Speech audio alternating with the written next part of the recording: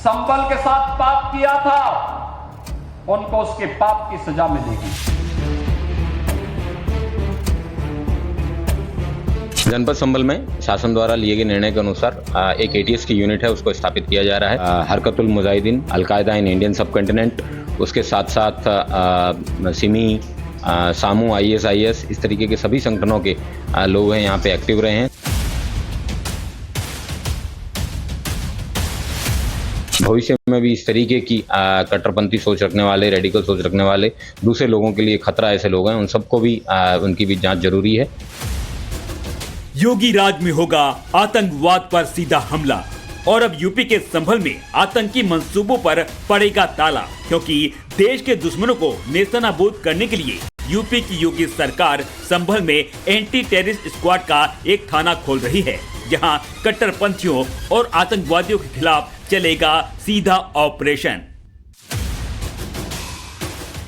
संभल उत्तर प्रदेश का वो जिला जहां अलकायदा और ISIS जैसे बर्बर और बेरहम आतंकी संगठनों की जड़ें गहरी रही हैं।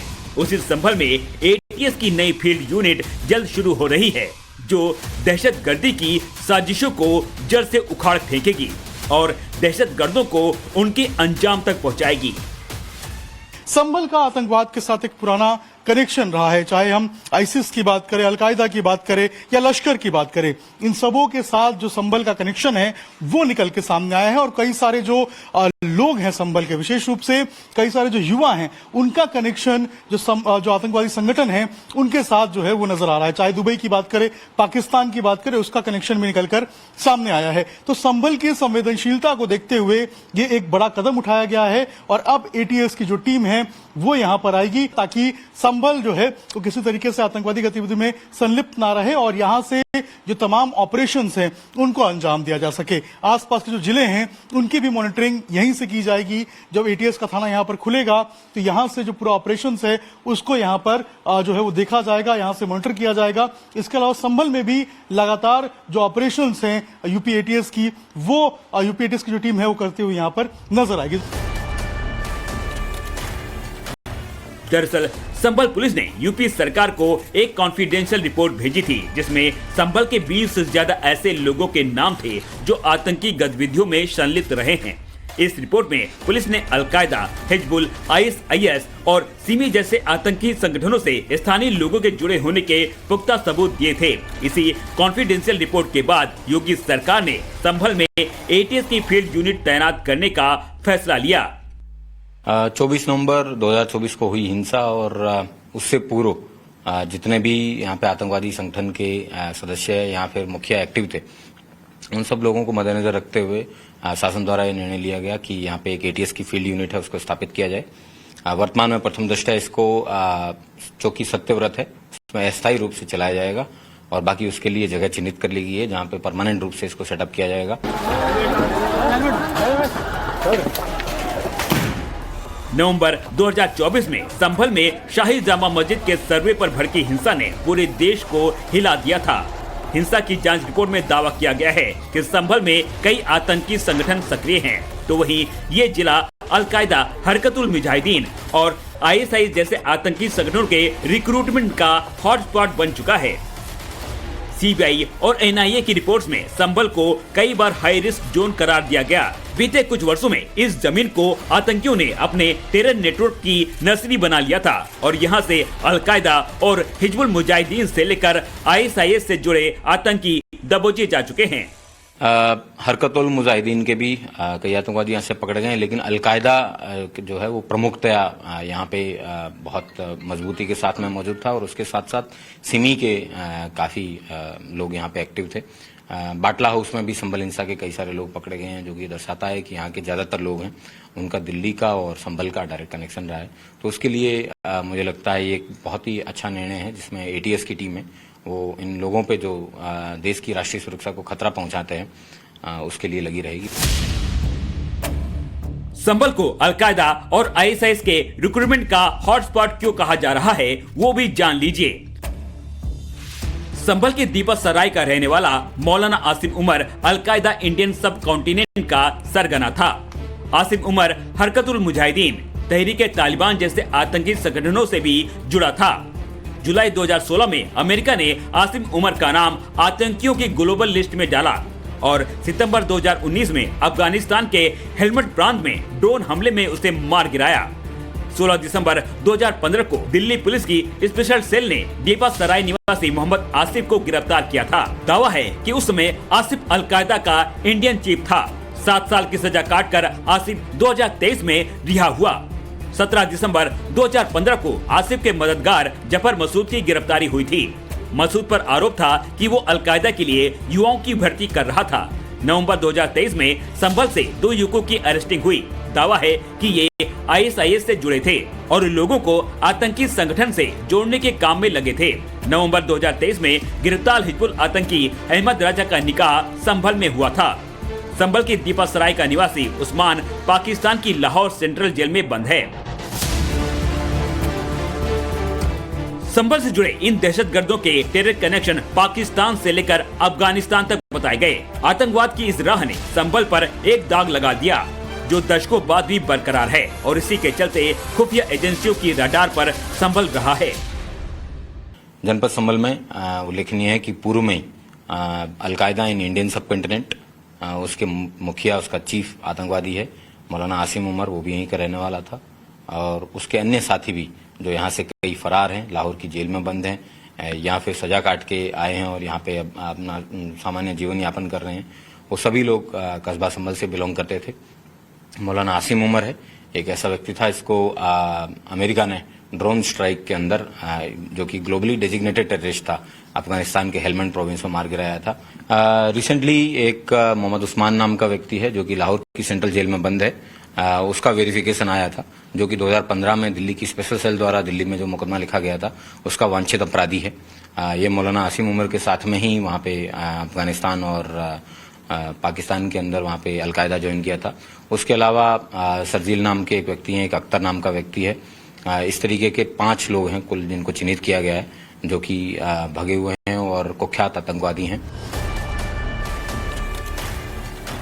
लेकिन अब तस्वीर बदल रही है। योगी आदित्यनाथ की सरकार ने साफ कर दिया है कि जो देश के खिलाफ साजिश करेगा वो अब न छिप पाएगा और न बच पाएगा। संभल में ATS थाना खोलना आतंकवाद के खिलाफ जीरो टॉलरेंस की उसी रणनीति का हिस्सा है ताकि अब संभल और उसके आसपास आतंकियों की नस्लें नहीं पनप सकें। सभ्य समाज में आतंकवाद के लिए कोई जगह नहीं हो सकती, अराजकता के लिए कोई जगह नहीं हो सकती। भारत सरकार की सुरक्षा, सेवा और सुशासन का जो मॉडल है वह विकास पर आधारित है, गरीब कल्याण पर आधारित है और सबकी सुरक्षा पर आधारित है।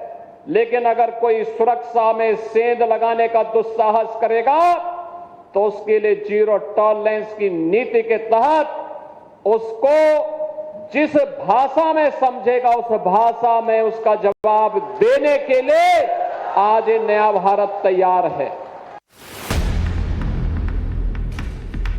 सीएम योगी का मैसेज क्लियर कट है।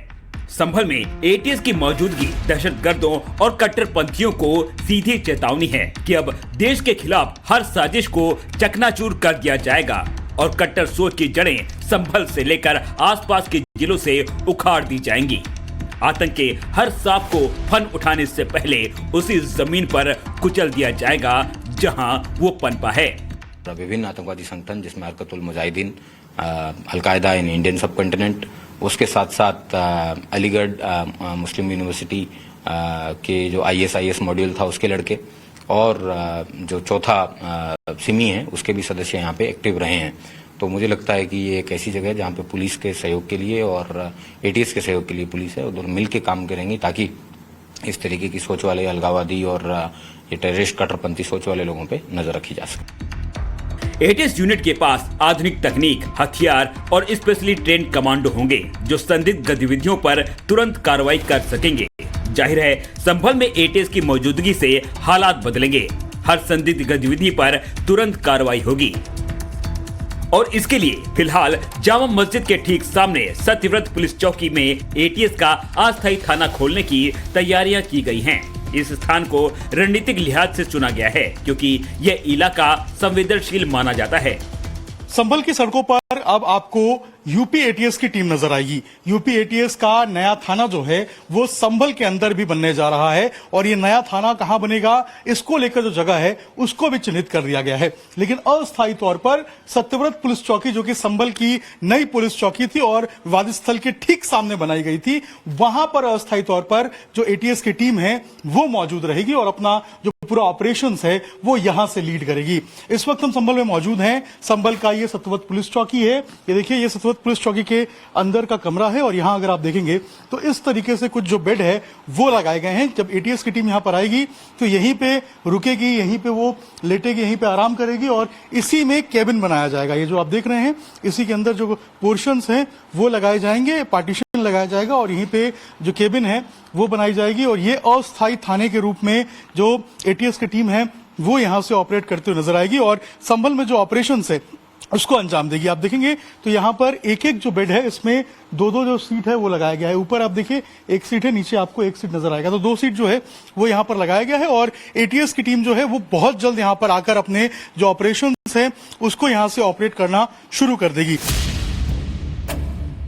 सत्यव्रत पुलिस चौकी में पहले से ही पूरे जिले के डेल्टा कंट्रोल की कमान संभाली जा रही है। इस तरह एटीएस और डेल्टा कंट्रोल दोनों का ऑपरेशन फिलहाल एक ही जगह से होगा, जिससे सुरक्षा तंत्र मजबूत होगा और तेजी से कार्रवाई संभव हो सकेगी। संभल हिंसा की जो रिपोर्ट आई उसमें आतंकवाद के खतरे के साथ ही हिंदुओं को टारगेट करने की साजिश का भी पर्दाफाश हुआ और इसके पीछे का मकसद था डेमोग्राफी चेंज, जिसे लेकर तुलसी पीठ के पीठाधीश्वर जगत गुरु स्वामी रामभद्राचार्य महाराज का भी दर्द छलका और डेमोग्राफी पर चिंता जताते हुए उन्होंने पश्चिमी यूपी की तुलना मिनी पाकिस्तान से कर दी। के साथ पाप किया था उनको उसके पाप की सजा मिलेगी। जिन लोगों ने भी संभल के विकास से वंचित किया था उनको इसकी कीमत चुकानी पड़ेगी। योगी का मैसेज पहले से ही लाउड एंड क्लियर है। वो उस संभल को आतंक मुक्त करने के मिशन पर हैं, जहां 1990 के दशक से ही आतंकी संगठनों की जड़ें जमती रही हैं, जहां कई युवक आतंकी गतिविधियों में शामिल पाए गए। एटीएस और एनआईए ने कई गिरफ्तारियां भी की हैं, जबकि कुछ दहशतगर्द अब भी फरार हैं और युवाओं को सोशल मीडिया पर रेडिकलाइज करने की साजिशें रच रहे हैं। आतंकवाद का ये खतरा देखने में भले ही लोकल लगता है, लेकिन है ग्लोबल कनेक्शन वाला। लिहाजा खुफिया एजेंसियां लगातार निगरानी रखे हुए हैं और योगी सरकार सख्ती से संभल ही नहीं मुरादाबाद जोन को आतंक के साए से दूर करने में लगी है। इसीलिए एटीएस का फील्ड यूनिट तैनात हो रही है और उसके लिए अवैध कब्रिस्तान से मुक्त कराई गई जमीन को अलॉट किया गया है। 3 बीघे की इस जमीन का इस्तेमाल यूनिट के प्रशिक्षण केंद्र और दूसरी सुविधाओं के लिए किया जाएगा।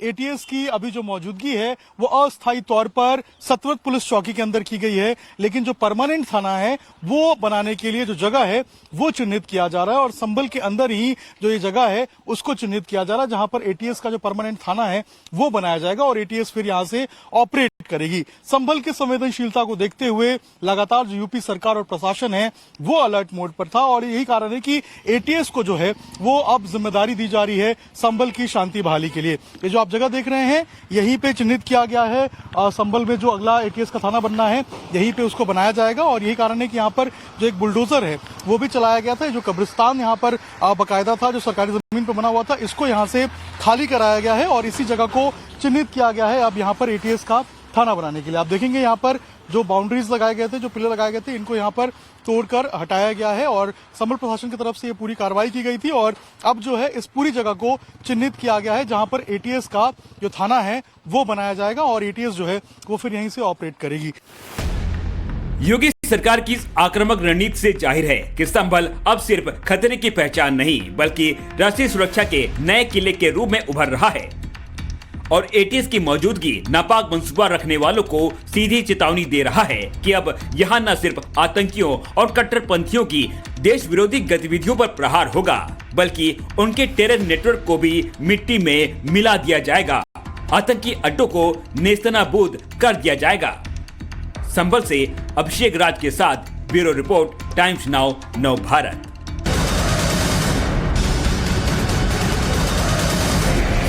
और बड़ी खबर आपको बता दें, पश्चिमी उत्तर